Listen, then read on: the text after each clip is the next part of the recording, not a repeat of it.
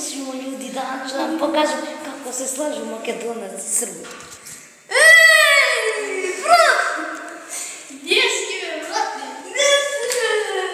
Šta mi se lijepiš ti? Čekaj, pa ušli nam u kafana jedna. Sam popio 101 piva. Šta može da bude tako? Ne govorim. Koja mi rekla misla? Ne znam te zbane pijaturu. Srbi lijepo meni. Jebot je Makedon.